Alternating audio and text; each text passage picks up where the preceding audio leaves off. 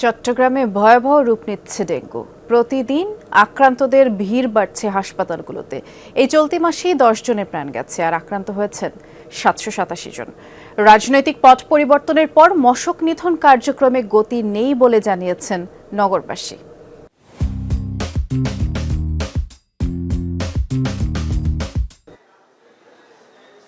গত 5 দিন আগে প্রথম জ্বর দেখা দেয় গৃহকর্ত্রীর। পরের দিন একই উপসর্গ দেখা দেয় পরিবারের আরও 5 সদস্যের। চিকিৎসকের পরামর্শে পরীক্ষা করলে নিশ্চিত হয় 6 জনের মধ্যে 5 জনই ডেঙ্গুতে আক্রান্ত।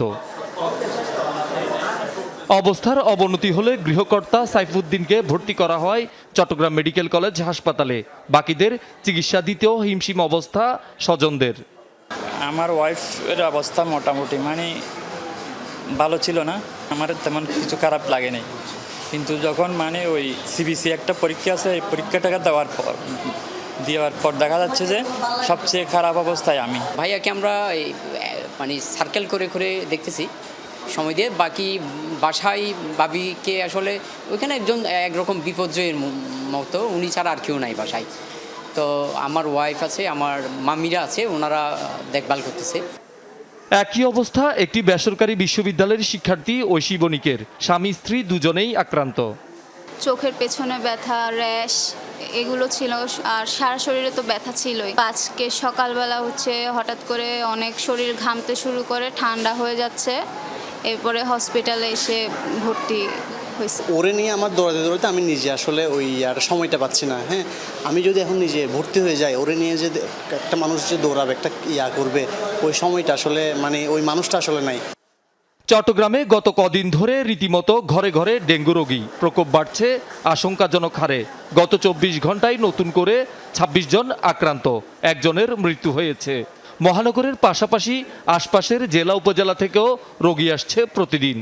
জ্বর যখন মাইপছে 160 দেখছি, আপনার ডেঙ্গু টেস্ট করেন, ডাক্তার না দেখে স্যাবলমে যায়, বলে আমি ডেঙ্গু টেস্টটা করুন, দিয়ে দিব পজিটিভ। হাঁপানি এবং নিঃশ্বাস দুটো আটকে যাচ্ছে আমার। ওখানে তার অক্সিজেন এবং নেবুলাইজার করছে, ওরা বলছে যে এখানে থাকা যাবে না, তোমাকে চিটাং মেডিকেল যেতে হবে। আমার খুব জ্বর ছিল, জ্বরের সাথে সাথে আমার বমি হইতো, পাতলা পায়খানা হইতো।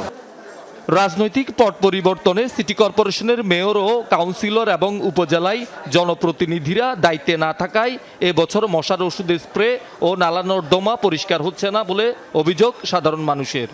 আগে অনেক স্প্রে করতে দেখতাম, কিন্তু এর মধ্যে আর কোনো স্প্রে করা হয় নাই, রাস্তাঘাটও ওইরকম পরিষ্কার করে না। মেয়র নেই, আমার মতে সরকারের অন্যান্য সংস্থার উচিত খুব দ্রুত এই বিষয়ে ক্রাশ প্রোগ্রাম নেওয়া। দায়িত্বশীল যারা আছে, উদ্বোধন কর্মকর্তা, ওদেরকে দিয়ে যদি মশা নিধনের ব্যবস্থা করে, তাহলে হয়তো ডেঙ্গুর প্রকোপটা কমতে পারে। সচেতন থাকা এবং উপসর্গ দেখা দিলে চিকিৎসকের পরামর্শ নিতে বলছেন বিশেষজ্ঞরা।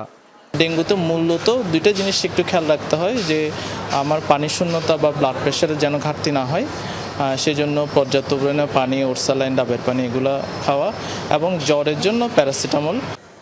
চলতি বছর এখন পর্যন্ত চট্টগ্রামে ডেঙ্গুতে মারা গেছে 15 জন, মোট আক্রান্ত প্রায় 1385 জন। শহীদুল সুমন, যমুনা নিউজ, চট্টগ্রাম।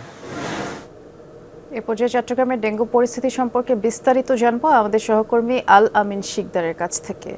আল আমিন, আমরা তো হাসপাতালগুলোর চিত্র মাত্রই প্রতিবেদনে দেখছিলাম, আপনি চট্টগ্রামের যে সকল জায়গায় ঘুরে দেখেছেন সেখানে মশক নিধন কার্যক্রম কেমন চোখে পড়লো? কারণ ডেঙ্গুর প্রকোপ তো প্রতিনিয়তই বাড়ছে।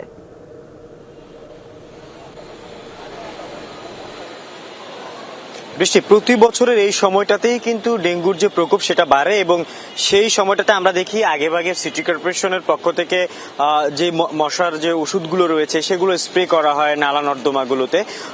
এবারে একটু ঘাটতিটা দেখা যাচ্ছে, কারণ হচ্ছে যে এই যে সরকারের পতন এবং এর পরে যে চট্টগ্রাম সিটি কর্পোরেশনের বলতে গেলে যে 41 জন কাউন্সিলর এবং যে মেয়র সবই ছিল আওয়ামী লীগের, এর কারণে এরা কিন্তু সবাই এখন পলাতক অবস্থায় রয়েছে। কিছুদিন আগে এদেরকে সব ধরনের দায়িত্ব থেকে অপসারণও করা হয়েছে। এই যে একটি দায়িত্ব না থাকা এবং যাদের মাঠ পর্যায়ে কাজ করার কথা তারাও যে মাঠ পর্যায়ে আমরা দেখছি না, যার কারণে কিন্তু এটা আসলে আরো ব্যাপক হারে বাড়ছে, মশার যে বৃদ্ধি সেটা কিন্তু বাড়ছে এবং যার কারণেই দেখছি ডেঙ্গু রোগী যে যারা রয়েছেন তারাও আক্রান্ত হচ্ছেন, বেশি পরিমাণে আক্রান্ত হচ্ছে। এর কারণে বলা হচ্ছে যে যেহেতু আক্রান্ত সংখ্যা বাড়ছে সেহেতু দ্রুত যেন মশক নিধনের যে কার্যক্রম ক্র্যাশ প্রোগ্রাম করে চট্টগ্রাম সিটি কর্পোরেশন সেটা যেন দ্রুত শুরু করা এবং পাশাপাশি কেউ যদি আক্রান্ত হয় বা কারো যদি ডেঙ্গু জ্বর হয়েছে এমন যদি কোনো লক্ষণ থাকে, যেমন প্রচন্ড জ্বর থাকা, শরীর ব্যথা করা, আর শরীরে র্যাশ দেখা দেয়া, এই জিনিসগুলো এবং বমি হওয়া, ডায়রিয়া হওয়া, এই বিষয়গুলো যদি কারো দেখা দেয় তাকে তাৎক্ষণিক চিকিৎসকের পরামর্শ নিতে বলা হয়েছে। কোনো ধরনের অ্যান্টিবায়োটিক না খেয়ে চিকিৎসকের সাথে কথা বলে তার প্রেসক্রাইব ওষুধগুলো খাওয়া এবং সাথে সাথে হাসপাতালে